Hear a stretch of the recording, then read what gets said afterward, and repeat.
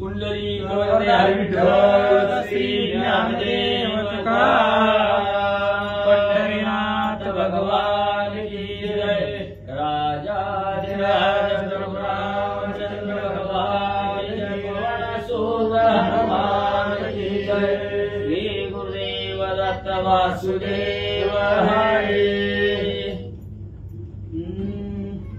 श्री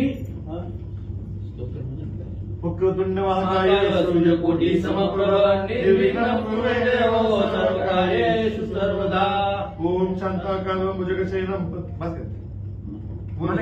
ओम शांताकारं भुजगशयनं पद्मनाभं सुरेशं विश्वाधारं गगनसदृशं मेघवर्णं शुभङ्गं लक्ष्मीकान्तं कमलनयनं योगी विद्यानगम्यं वन्दे विष्णुभवहरणं सर्वलोकैकनाथं वसुदेवसुतं देवं कंसचाणूरमर्दनं देवकी परमानन्दं कृष्ण वन्दे जगद्गुरु पुण्डलिका विठ्ठल श्री ज्ञानदेव तुकाराम पंढरीनाथ भगवान की जय राजाधिराज प्रभु रामचंद्र भगवान की जय श्री गणेशाय नमः श्री रामचंद्राय नमः कुंभोद्भव मने जामग्ने जतसी पूर्वी त्रेतायुगाची कथासी जे वर्तली ते तुझ पासी विस्तारेसी सांगेन। गणेश गणपतीला वंदन करून या ठिकाणी कथेचं अनुसंधान सुंदर असणारी कथा आहे। या ठिकाणी कुंभोदक रामचंद्राला म्हणू लागलेले आहे की त्रेतायुग आहे, या त्रेतायुगामध्ये जी झालेली सुंदर कथा आहे ती या ठिकाणी मी तुम्हाला सांगेन। थोडं वेगाने चालायचंय, आरतीच्या वार्ता घ्यायचे। पूर्वी त्रेतायुग माधारी शतयोजन वन विस्तारी पशु पक्षी नाही त्या वनांतरी त्या दोन्ही दूरी गेले। 100 योजन वन असताना सुद्धा कोणताही पशु पक्षी वनामध्ये नव्हता, असं वन त्रेतायुगामध्ये होतं। त्या वना भीतरी एक तापस उत्तम करे मी रामा हिंडत तेतवरी त्या वना प्रवेश। त्या वनामध्ये कुंभोदक बोलतोय मी हिंडत होतो। फळे मुळे सुस्वादिष्ट भक्षिता प्राणी होय संतुष्ट मार्गी रमलियाचे कष्ट तयावनी निवारती। त्या वनामध्ये इतकी सुंदर फुलं फळं असायची की ती फळं खाऊन आत्मा सुद्धा तृप्त व्हायचा। अनेक वृक्ष बहुत जातीचे जाणतायाचे कोण करील वर्णन तयामध्ये एक सरोवर विस्तीर्ण एक योजने वर्णन करू शकणार नाही इतकी फळाची फुलाची या ठिकाणी झाडं होती आणि मध्यभागी तलाव। या सरोवरा भितरी नाना परीच्या कमळीनी भ्रमरी झुन झुन करीती नाना स्वरी मंजूळ शब्द करोनी। या ठिकाणी कमळाभोवती भुंग फिरत होतं असं दृश्य या ठिकाणी सांगू लागले। हंस सारस चक्रवाक मयूर साया आणि शुक तिरला हे कुकुट बक कारंडक वेगवेगळे पशु पक्षी त्या ठिकाणी होते। या वनीचे फळ अत्यंत स्वादिष्ट रसाळ आणि निर्मळ जळ सेविल्या पूर्व सुख होय। अतिशय सुंदर पाणी होतं, निर्मळ पाणी होतं, प्यायल्यावर आनंद वाटत होता। हे समयी सरोवरा भितरी शवयेव देखिले तनु साजरी सरोवरात्री आश्रम रावणावरी उत्तम सुंदर देखिला शेव एक देखिला प्रेत देखील ते समयी सरोवरा भितरी शेव एक देखिले तनु साजरी सरोवरा भितरी आश्रम रावणरी उत्तम सुंदर देखिला। त्या ठिकाणी पाण्यामध्ये एक शव या ठिकाणी दृष्टीस पडलं। शव देखोनी आश्चर्य वाटले मग तेथे क्षण एक मन स्थिर केले तव तक्षणी अद्भुत वर्तले ते अवधारी श्रीराम। शव बघून वाईट वाटलं, काय करतोय रामा? तव एक स्वयं उतरता देखील विमान घंटावळी रत्न खचित जाण ते जे संपूर्ण अद्भुत घडलं। स्वर्गातून विमान आला आणि त्या ठिकाणी थांबलं, काय होऊ लागलं? या विमानी भीतरी गवंदार गायन सुस्वरी अप्सरा नृत्य ताल गजरे करी माझी सुंदरी पुरुष बैसलासे त्या ठिकाणी गंधर्व गायन करू लागले दृश्य रामचंद्राला कुंभोदक सांगू लागला या पुरुषे ते उतरून करोनी कर चरण प्राशन शव भक्षिता झाला आपण त्या मी दृष्टी आणि मामा तुला काय सांगू ते शव या ठिकाणी ते खाऊ लागले हे दृश्य मी पाहिलं कुंभोदक सांगू लागला या खाली बघा का आवाज बसलेला आहे तापून उद्या माझ्या बरोबर राम आहे पुढे सांगा 5 वेळा मला 10 वेळा घेतलं किती झालं 3 कसं घेतलं सवेची पुरुष विमानी आरूढ होता तेच शनी म्या पुसिले तो कोण म्हणून शेवका भक्षिले विमानस्था आणि अगस्त्य ऋषी रामचंद्राला सांगतात रामा असं झालेलं होतं एका सरोवरामध्ये प्रेत होतं आणि त्या प्रेताचं भक्षण करण्यासाठी खाण्यासाठी विमानामधून आणि त्या विमानामध्ये काय सोय होती अप्सरा नृत्य करतात गंधर्व गायन गातात थाटामाटामध्ये आलेला एक व्यक्ती त्यानं ती प्रेत भक्षण केलं पुन्हा विमानामध्ये बसला निघाला त्यावेळेस माझ्या मनामध्ये प्रश्न पडला मी त्या व्यक्तीला थांबवलं आणि विचारलं बाबा एवढ्या थाटामाटामध्ये आलाय आणि स्वतः असणारं प्रेत का भक्षण करायला आहे असं मी विचारल्यावर काय झालं अति निंद्य शव भक्षण तुवा करा वया काय कारण ते मज सांगे विस्तारून कृपा करुनी ते समयी आणि रामा त्या असणाऱ्या व्यक्तीला विचारला बाबा एवढ्या विमानामध्ये बसून आलाय ही प्रेत खाण्याचं काय कारण आहे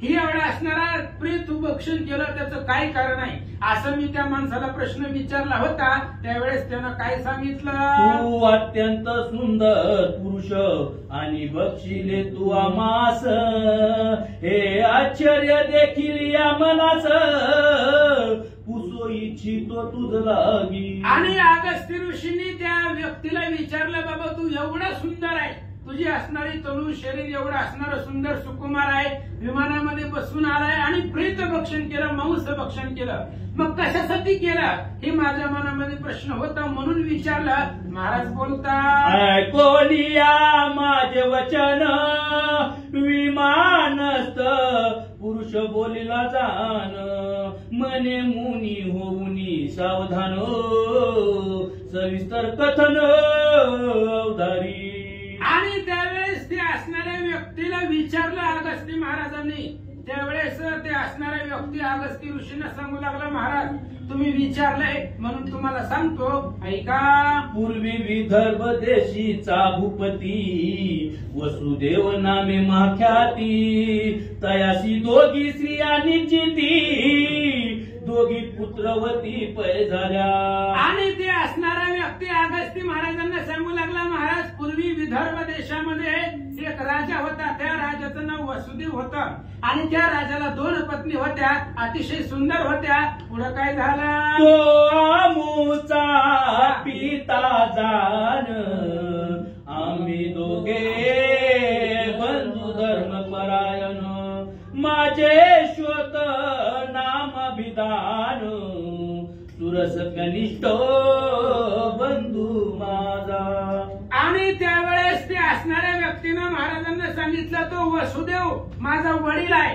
आणि आम्ही माझं नाव असणारं त्या ठिकाणी श्वेत आहे आणि माझा असणारा दुसरा बंधू त्याचं नाव सुरस आहे आम्ही दोघं सख्ख भोगू होतो धर्मपरायण होतो धर्मानं वागत होतो पण काय झालं राज्य करिता वसुदेवाचं बहुत काळ लोटला मुनी पर्यच मज राजी स्थापनी राज स्वर्गाचं मरण पावली पै गेला आणि ऐका अगस्त्य महाराज काय झालं होतं आम्ही धर्माने 2 जण वागत होतो कालांतराने माझा जो वसुदेव नावाचा वडील होता तो वडील वारला मेला तो मेल्यानंतर राजगादीवरती मला बसवलं आणि मी आनंदाने ते असणारे राजगादी सांभाळू लागलो पित्या मागे म्या श्वते राज केले वर्ष बहुते मग उगलो विषय भोगाते उदास चित्ते होऊनी आणि तो व्यक्ती अगस्त्य महाराजांना सांगू लागला महाराज श्वेत माझं नाव आहे वडिलाच्या नंतर मी राजगादी सांभाळली,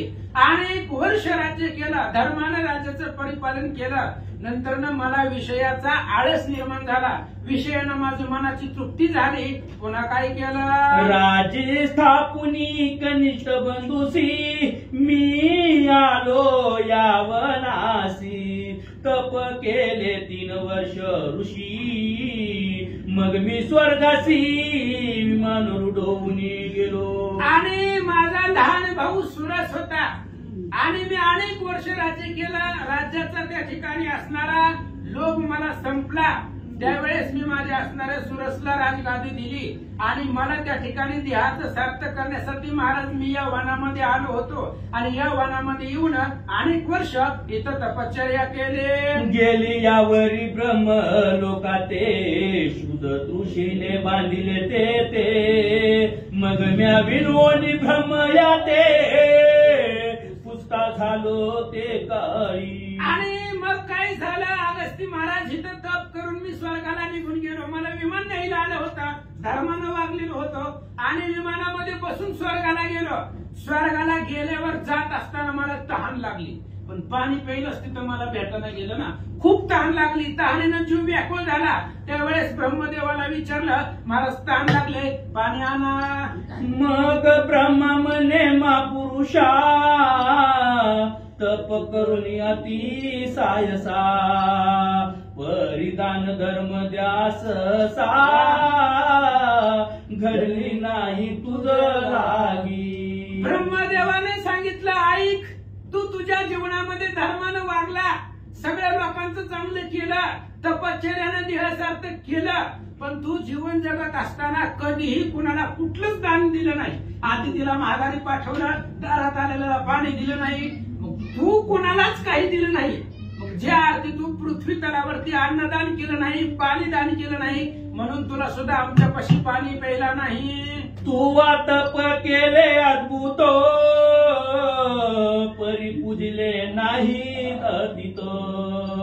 या लागी शुद्धा तृषाबाधी, ये लोकी जाणता पसा. ऐकत असणाऱ्या राजा, तू पृथ्वी तलावरती अतिथांचा अपमान केला. अतिथी घराला आलेले होते, त्यांना पाणी सुद्धा दिलं नाही. त्याच्यामुळे तुला हे असणारा क्षुधा आणि तृषेचा त्रास इथं होतोय. मग तुला विमान न्यायला आलं, पण तू कोणत्याही अतिथीला कुठल्याही प्रकारचं दान दिलं नाही, त्यांना विमुख पाठवलं. त्याच्यामुळे तुला असणारा क्षुधा आणि तृष्णेचा त्रास आमच्या इथं होतोय. ब्रह्मदेव सांगतात, दान धर्म दयेवीन, मम लोका आलिया होय विघ्न. या लागी भले साधू जन, अन्नदान करीताती. आणि म्हणून बाबा, या पृथ्वी तलावरती अन्नदान एवढं श्रेष्ठ आहे. अन्नदान केलं तरच तिथं जेवायला भेटतंय मेल्यावरती. म्हणून तुला सांगलोय, साधू संत लोक पृथ्वी तलावरती खूप लोक अन्नदान करतात. कशासाठी? हे अन्नदानाला खूप महत्व आहे. तू अन्नदान केलं नाही आणि अन्नदान करत असताना मनामध्ये दया पाहिजे. तू कसंच दान केलं नाही, त्याच्यामुळं तुला क्षुधा आणि तृष्णेचा त्रास आमच्या लोकांमध्ये होत आहे. ब्रह्मदेव सांगतात, तापसी म्हणे ब्रह्म यासी मज भक्ष वया काय देतोसी. योरू म्हणे तुझे शरीर पडले भूमीसी, ते भक्षावे स्वादिष्ट. मग त्या तापसीने विचारलं, राजाने विचारलं, ब्रह्मदेवजी महाराज भूक खूप लागली आहे आणि तुम्ही तर टायमाला जेवण नाही म्हणाला, मग कसं करायचं? ब्रह्मदेवाने सांगितलं, हे बघ, तू जिवंत असताना कुणालाच अन्नदान केलेलं नाही, त्याच्यामुळे अतिथीला तू महागारी पाठवलंय. अतिथी विमुख गेलिया जाणं, आपुले पुण्य घेऊन तयाचे पाप देऊन जातो की तो निर्धारे. अतिथीला विमुख पाठवलं, जीवनात कधी दान धर्म केला नाही, अन्नदान केलं नाही, म्हणून तुला आमच्या इथं जेवण नाही तुझ्यासाठी. म्हणून तू पृथ्वी तलावर जा आणि ज्या वनामध्ये तू तपश्चर्या करून मेलेला आहे तिथं प्रेत तुझं पडलंय मड, आणि ते असणारं प्रेत तू खा, असं ब्रह्मदेव सांगतात. मग विमानी आरोढून या सरोवरा आलो जाण, सो शरीर केले भक्षण तुझं देखता अगस्त मुनी. आणि अगस्त्य ऋषींना तू व्यक्ती सांगू लागलाय. ते असणाऱ्या ब्रह्मदेवाने सांगितलं होतं, सरोवराच्या किनाऱ्याला तुझं प्रेत पडलेलं आहे. आणि तपश्चर्या करून ते असणारं प्रेत तिथं पडलेलं आहे, तू जा आणि ती प्रेत भक्षण कर. म्हणून ब्रह्मदेवजी मला स्वर्गामध्ये खूप थाट आहे हो, विमानं आहेत, गंधर्व गाणी गातात, अप्सरा नृत्य करतात, तरी सुद्धा मला स्वतःच्या प्रेताचं भक्षण करावं लागतंय असं अगस्त्य ऋषींना सांगू लागला. आपुले शरीर केले भक्षण येते तृप्ती पावलो जाण, यावरी तुमचे झाले दर्शन दृश्याची बोळवण पैजाली. म्हणून अगस्ती महाराज मी असणाऱ्या विमानामध्ये रोज येतोय भूक लागल्यानंतर आणि हे माझ्या शरीराचं मी भक्षण करतोय. म्हणून आज तुमचं दर्शन झालं अनेक दिवसानंतर ना. क्षुधा आणि तृष्णा तुम्हाला बघितल्यानंतर तुमचं दर्शन घेतल्यानंतर निमाली. आता उद्धार माझा कसा होईल याचा मार्ग सांगा. आता अहोजी अगस्ती मुनी मज कृपा करावी दिना लागुनी, म्हणून माता ठेविला चरणी काय विनविनी करिता झाला. आणि अगस्त्य ऋषींना तो असणारा बोलू लागला, जो विमानामध्ये बसून स्वतःचं प्रेत भक्षण करत होता. त्याने सांगितलं, महाराज माझ्यावरती प्रसन्न झाला, तुमचं दर्शन झालंय, दीन आहे मी, अनाथ आहे आणि माझ्यावरती कृपा करा, या सगळ्या संकटामधून मला मुक्त करा असं तो व्यक्ती बोलू लागला. आहो कुंभोदवा इल्वलारी हेमा भरणे अंगीकारी, कृपा करून मजवरी दिन म्हणून उदराव. आणि त्या असणाऱ्या व्यक्तीने सांगितलं, अगस्ती महाराज ही असणारी जी काय आभरण आहे, काल रात्रीच्या प्रसंगामध्ये अगस्त्य ऋषींनी आभरण रामचंद्राला परिधान करायला दिली होती आणि रामाने विचारलं होतं, ही परिधान कुठून आली, ही आभरण कुणी तुम्हाला दिली, कशी तुम्हाला प्राप्त झाली. आणि त्यावेळेस अगस्त्य ऋषीने ही कथा सांगायला सुरुवात केली होती. तेव्हा त्याच व्यक्तीने ही आभरण दिली, या आभरणाचा स्वीकार करा आणि माझी याच्यामधून मुक्तता करा असा अगस्त्य ऋषींना तो व्यक्ती बोलू लागला. हेमा भरणे अंगीकारून तया दिदले आशीर्वचन, मने तू स्वर्गा करी गमन शुदा तृषा जान बादेना. आणि त्या व्यक्तीनेही काही सोन्याचे अलंकार दिलेले होते, तेच अगस्त्य ऋषींनी काल रामचंद्राला परिधान घालण्यासाठी सांगितलेले होते आणि तेच सोन्याचे अलंकार अगस्त्य ऋषींच्या हातामध्ये त्या व्यक्तीनं दिले. अगस्त्य महाराजांनी त्यांना आशीर्वाद दिला, तू जा, गेल्यानंतर ना तुला हे तुझं प्रेत कशासाठी भक्षण करावं लागतंय, तहान आणि भूक लागल्यानंतर आता तू स्वर्गाला जा, निवांत राहा, क्षुधा आणि तृष्णा याची असणारी व्यथा तुला होणार नाही असा आशीर्वाद अगस्त्य महाराज देतात. मग माझे आशीर्वादे करी प्रवेशता झाला स्वर्गपुरी, त्याची आभरणे ही रामनारी तुझ म्याती दली काळी. आणि त्यावेळेस अगस्त्य ऋषी सांगतात, रामा तुम्ही विचारलं होतं काल ही आभरण कुणाची आहे, तुम्हाला कशी प्राप्त झाली, त्याचं ही उत्तर आहे. त्या व्यक्तीनं मला ही सगळे असणारी सोन्याचे अलंकार दिलेले आहेत. तो विमानामध्ये बसून स्वर्गाला गेला, त्याचा उद्धार मी केला, त्याचं जे काय असणारं बंधन होतं ती संपवलं गेला आणि त्याच व्यक्तीनं दिलेली ही अलंकार तुम्हाला घालायला दिली असं अगस्त्य महाराज सांगतात. तो पुरुष स्वर्गासी पूर्व देह सांडोनी वन प्रदेशी, दिव्य देहे ब्रह्मलोकासी विमानारूढ होऊन गेला. आणि माझा आशीर्वाद त्या असणाऱ्या पुण्य पुरुषाला व्यक्तीला प्राप्त झाला. पुरुषाला त्यानं असणारा दिव्य अशा प्रकारचा देह त्याला निर्माण झाला. पुन्हा त्याच वन प्रदेशामध्ये विमानामध्ये बसला. दिव्य देह पाहून तो विमानामध्ये बसून ब्रह्मलोकाला निघून गेला.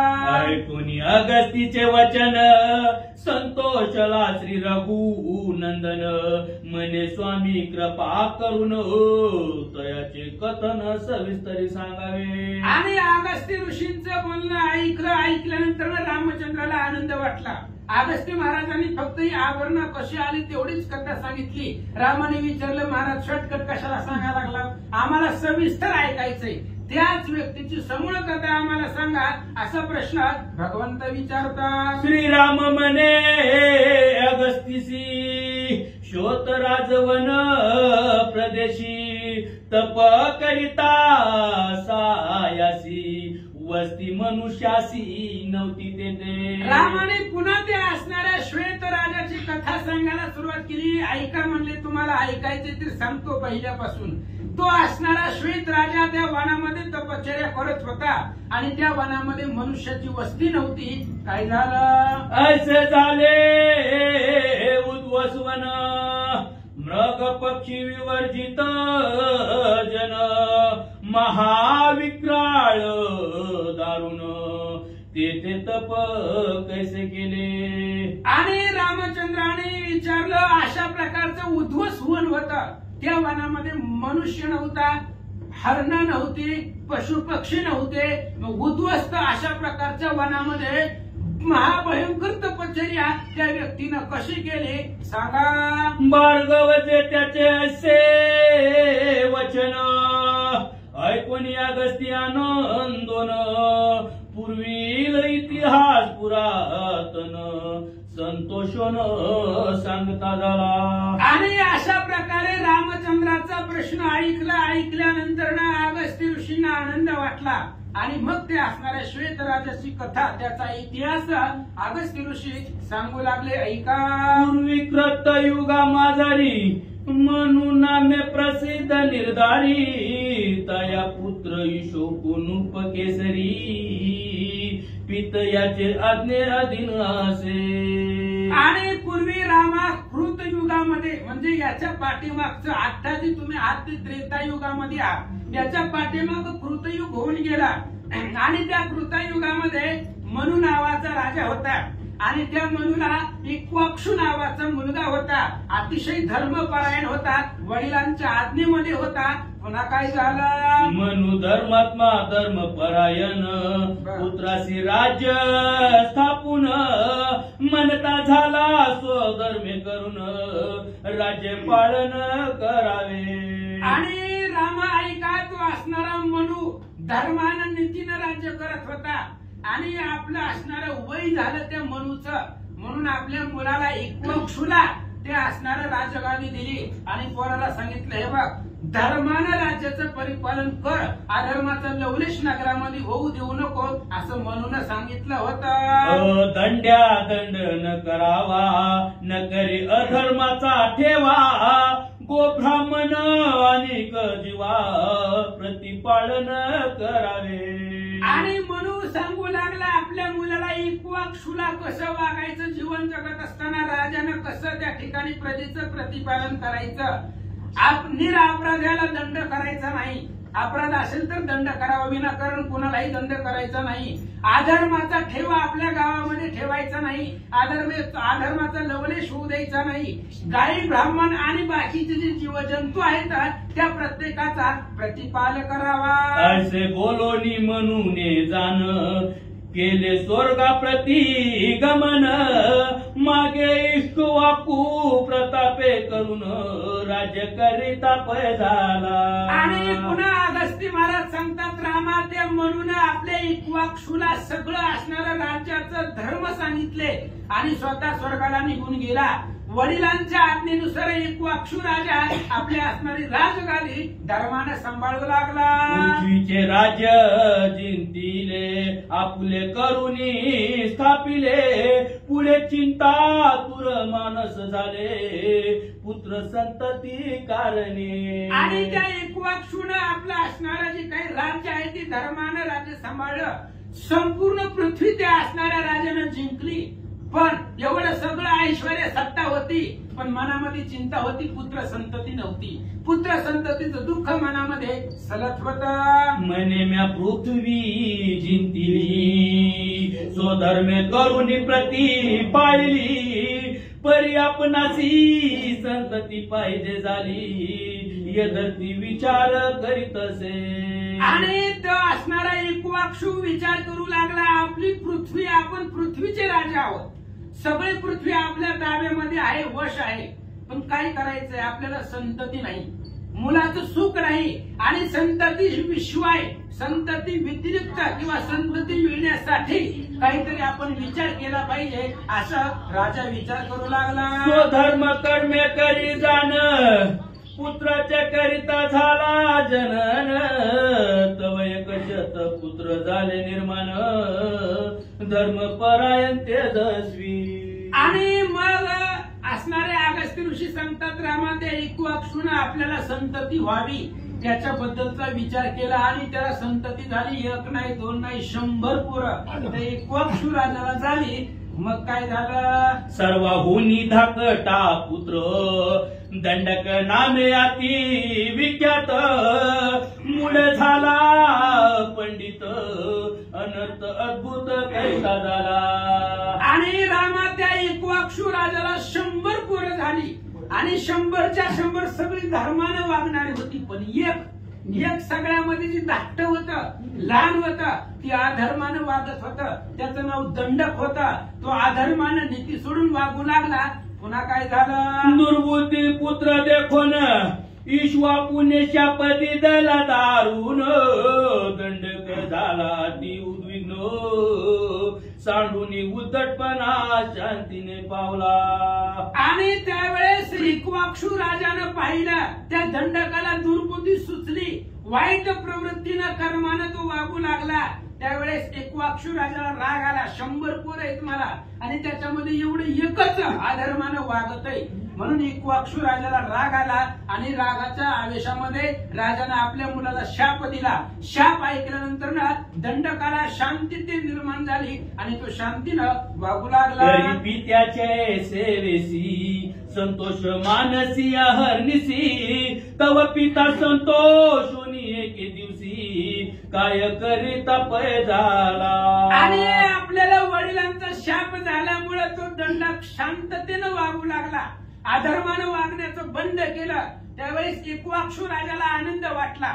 म्हणले पोरगा आपलं धर्मानं वागायला लागले, म्हणून त्या पोराबद्दल मनामध्ये किंवा दया निर्माण झाली आणि तो राजा पुन्हा काय करू लागला? विद्यांद्री शैला भितरी जाण इक्ष्वाकूने दंडका राजा देऊन, येरे शुक्राचार्य गुरु करून राज्यभार चालविला. आणि इक्ष्वाकू राजानं काय केलं? विंध्याद्री नावाचा पर्वत, त्या पर्वतापाशी एक असणारा प्रदेश राज्य, ते राज्य त्या दंडकाला दिलं. आणि पुन्हा आपण स्वतः इक्ष्वाकू राजानं शुक्राचार्य, दैत्यांचे गुरु शुक्राचार्य, त्यांना आपलं गुरु केलं आणि त्या असणाऱ्या गुरुच्या सांगण्यानुसार पुढचा राज्यकारभार तया पर्वताचे पाठारी दंडके वचविली मधुमंतपुरी, जियेचे रचने त्रिभुवना माझारी उपमेसी नाही अनिक. आणि पुन्हा रामचंद्र त्या असणाऱ्या त्या दंडक राजानं त्याच असणाऱ्या प्रदेशामध्ये हिमालय विंध्याद्री पर्वताच्या पायथ्याला त्या असणाऱ्या दंडकाने एक राज्य, एक नगर तयार केलं. मधुमंत त्या असणाऱ्या नगराचं नाव होतं आणि त्या नगराचं वर्णन अमरावतीपेक्षा सुद्धा सुंदर नगर त्या दंडकानं बनवलं. तया नगरीचे ठाई वास करिता झाला पाही, पुढील कथेची नवाई सावध होऊनी अवधारी रे. आणि ऐका रामचंद्र, त्यानं एक नगर तयार केलं. मधुमंत नावाचं नगर अतिशय सुंदर होतं आणि त्या नगरीमध्ये तो दंडक नावाचा इक्ष्वाकूचा मुलगा राहू लागला. पुन्हा त्याच्यानंतर ना काय कथा झाली लक्षपूर्वक ऐका. कोणे एके काळी दंडक जाण पारधी निघाला मृग लक्षण, तव भार्गव कन्या देखील जाणो वन विहरण करीतसे. आणि काही दिवसानंतर एक दिवस असं घडलं की तो असणारा दंडक वनामध्ये पारधीसाठी म्हणजे शिकारीसाठी गेला. वनामधली असणारे शिकार करण्यासाठी गेल्यानंतर भार्गवाची मुलगी त्याला अतिशय सुंदर दिसली. नंतर काय केलं? ती लावण्याची पुतळी की स्वर्गाची देवांगना सजली, उपमे लागी भूमंडळी दुसरी नाही तिच सारखी. आणि त्या दंडकानं त्या मुलीला पाहिलं. एवढी सुंदर मुलगी होती, लावण्याचा पुतळा असावा तशा पद्धतीने असणारी ती मुलगी होती. तिच्या सारखी स्वर्गामधल्या अप्सरा रंभा सुद्धा त्या असणाऱ्या तिच्या अंगठ्याच्या बरोबरीला सुद्धा येणार नाहीत. एवढी असणारी सुंदर मुलगी त्या दंडकानं त्या वनामध्ये पाहिले. अशी सुंदर सुकुमार अनंत गुण गंभीर, हंस गती चालता चरणी भ्रमर, परिवेष्टित भोवती. अशा प्रकारचे अतिशय सुंदर मुलगी दंडकानं पाहिल्यानंतर ना हंस गतीनं हळूहळू पावलं टाकीत ती असणारी त्या वनामध्ये विहार करत होती, चालली होती. अशा प्रकारे त्या दंडक राजानं पाहिलं. ऐसे ते दत्त गुरुचे कन्या रत्न देखुनी दंडकाचे तला मर्दन. म्हणे तीस तू कोणाची कोण, काय कारणे वनी हिंडसी. आणि अशा प्रकारे शुक्राचार्यांची मुलगी होती ती आणि अतिशय सुंदर होती.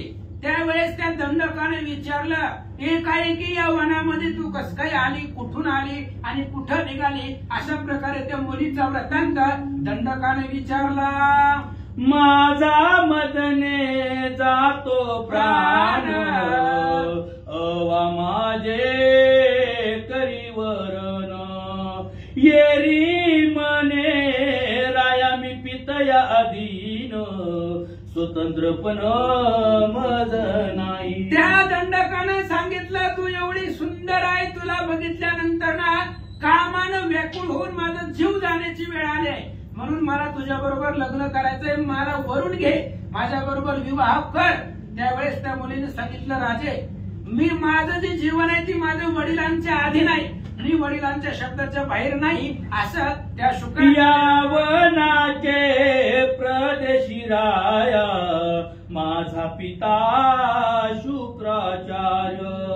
अनुष्ठान करीतो त्याची तनया, अर्जा ऐसे नाम माझे. आणि त्या मुलीने सांगितलं याच वनामध्ये माझे वडील शुक्राचार्य तपश्चर्या करीत बसलेले आहेत, त्यांच्या बरोबर मी या वनामध्ये आले आणि माझे नाव अर्ज आहे असं त्या स्त्रीनं सांगितलं. तो माझा पिता गुरुजान, तू तया मागे कन्यादान. न मागता करीसी माझे घन, ते अनर्थ दारुण भोगीसी. आणि त्या स्त्रीने सांगितलं ऐक, जर माझ्या बरोबर तुला लग्न करायचं असेल तर माझे वडील तपश्चर्या करत बसलेले आहेत, वडिलांची परमिशन घे, त्यांची परवानगी घे.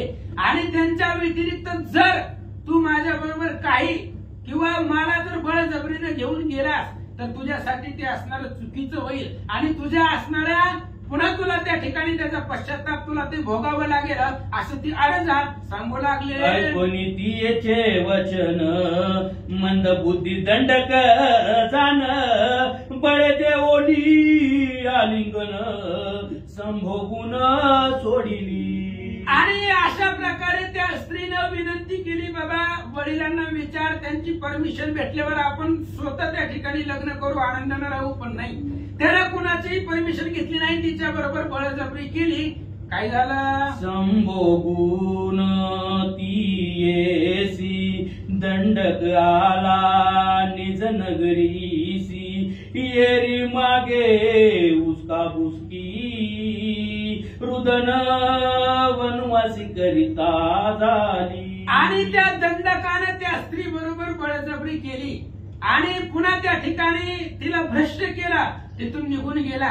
आणि पाठीमागून असणारी ती स्त्री त्या वनामध्ये लढू लागली, आक्रोश करू लागली. तेव्हा काय झालं? तव झाला माध्यान काळ, शुक्र शिष्याचा घेऊन मेलो. शुद्धाती होऊन वन फळे प्रबळ, बक्षावया येता झाला.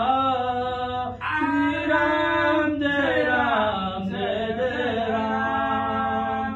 मध्यान्ह काळ झालेला होता, दुपारच्या 12 वाजलेल्या होत्या, सगळ्यांना भुका लागलेल्या होत्या. म्हणून वनामध्ये फळं खाण्यासाठी, फळांचा आस्वाद घेण्यासाठी शुक्राचार्य आपल्या अनेक ऋषींचा असणाऱ्या शिष्यांचा मेळा घेऊन त्या असणाऱ्या वनामध्ये आले, जिथं त्यांची मुलगी रडत बसलेली शुक्राचार्यांना पाहिले. मार्गी रुदान करिता कन्येसी, देखता झाला देव ऋषी. म्हणे तू कोणे गांजलीसी, का शोक करीसी सांग मज.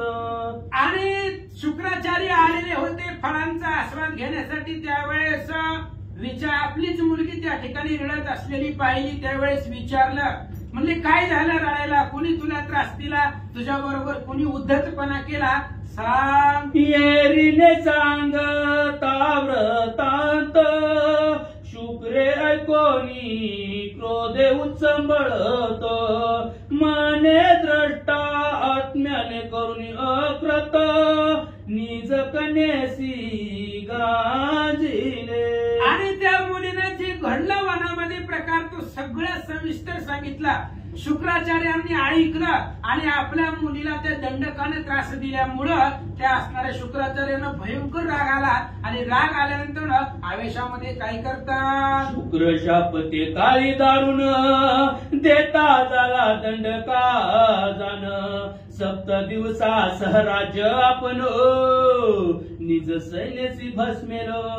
आणि शुक्राचार्यांना भयंकर राग आला. अहो आपण एवढे सगळ्या दैत्याचे गुरु आहोत आणि आपल्या मुलीला त्रास दिला म्हणून शुक्राचार्याने त्या दंडकाला शाप दिला. हे बघ 7 दिवसाच्या आतमध्ये तू तुझ्या असणाऱ्या सैन्य सहित जळून भस्म होशील असा शाप दैत्य गुरुंनी दिला. हे जे दंडकारण्य धुई दाटून होईल प्रजन्य येथे न पडे जाण बहुकाळ अवर्षणे जन पीडिती. आणि या असणाऱ्या विंध्याद्री पर्वताच्या पायथ्याला जी काही राज्य आहे ती दंडकाचं राज्य होतं, दंडकारण्य होतं. आणि ते असणारा अरण्य ती वनवा लागून त्या ठिकाणी 7 दिवसांमध्ये जळून जाईल आणि सगळं असणारा प्रलय अग्नी तिथं निर्माण होईल. त्या प्रदेशामध्ये पाऊस पडणार नाही, अनेक वर्ष दुष्काळ पडेल असा शाप शुक्राचार्यांनी दिला. येवनी कोणी न करावी वस्ती जाणून राहावे देशीच्या प्रांती ऐसे ऐकोनी जणी समजती त्या स्थळाचा त्याग केला. आणि या वनामध्ये कोणताही जीवजंतू राहणार नाही, मनुष्याची वस्ती असणार नाही, पशु पक्षी राहणार नाही, मुंगी सुद्धा या वनामध्ये दिसणार नाही आणि जर असेल तर जळून भस्म होईल असा शुक्राचार्यांचा शाप असल्यामुळं तिथे जी लोक राहत होते, सगळे जीवजंतू राहत होते, ते ती स्थळ सोडून निघून गेले. कवीने संभू कोणी कन्येसी दंडकारणी स्थापुनी तिसी देता झाला व बाधी निर्धारी तू येते राहे आनंदे निर्भरी. आणि मग आपल्या मुलीची समजूत काढली शुक्राचार्यांनी आणि ती दंडकारण्य तिच्या स्वाधीन केलं आणि सांगितलं आनंदानं 5 तुकडे 1 2 3 4 5. आणि त्या वनामध्ये तू आनंदानं राहशील अशा प्रकारे शुक्राचार्यांनी सांगितलं. म्हणतात आओ आत्मजये वना भीतरी तुझ्या आश्रमाशा बाधी निर्धारी तू येते राहे आनंद निर्भरी वन फळे सेवनिया. शुक्राचार्यानं आपल्या मुलीला सांगितलं शाप दिलाय, पण शाप तू जिथं आश्रम करशील या अरण्यामध्ये दंडकारण्यामध्ये तुझ्या आश्रमाला माझा शाप बाजू शकणार नाही. त्यामुळं तुझा आश्रम जिथं असेल तिथं सुकाळ प्रदेश राहील, त्या ठिकाणी फळं राहतील, फुलं राहील, पाणी राहील आणि त्या आश्रमामध्ये तू आनंदाने राहा शुक्राचार्यांनी सांगितलं. शुक्रेवनी स्थापन कन्या रत्न आपण निजाश्रमा करी गमन असे अगस्ती मुखी श्रीरामे कोण तव सायंकाळ प्रवर्तला. आणि शुक्राचार्यांनी आपल्या मुलीला त्या दंडकारण्यामध्ये तिला सांगितलं राहण्यासाठी आणि शुक्राचार्य तिथून निघून गेले, आपल्या आश्रमाकडे आले. आल्यानंतर रात्र झाले. श्रीरामासहित अगस्त मुनी प्रवर्तले संध्यावदनी निज कर्मे करिता रजनी ती काळी पै झाली. आणि अशा प्रकारे सायंकाळ झालेला होता. अगस्ती ऋषी सहित रामचंद्र आपापल्या आश्रमाला आले आणि आल्यानंतर जी काही संध्याकाळचा विधिक्रम आहे तो उरकण्यामध्ये रात्र झाली आणि रात्रीच्या नंतर पुन्हा एका जनार्दना शरण श्रीरामे करुणी संध्या वंदन मग करी ते झाले भोजन ते कथा पावन अवतारा. ग्रंथ करते दारोबा काका एकनाथ महाराजांना एकनाथ महाराज जनार्दन स्वामींना शरण देऊन सांगतात. रात्र झालेली होती, संध्याकाळचं संध्या वदन वगैरे रामचंद्रांनी केलं. त्याच्यानंतर रात्रीच्या प्रसंगाला जेवण भगवान श्री रामचंद्रांनी केली. त्यानंतर पुढे काय कथा झाली लक्षपूर्वक ऐका. स्वस्तिसी भावात रामायणे उत्तर कांडे एक कार्तिकया अगस्त श्रीराम संवादो नाम दुष्ट अध्याय गुणः पुंडलिका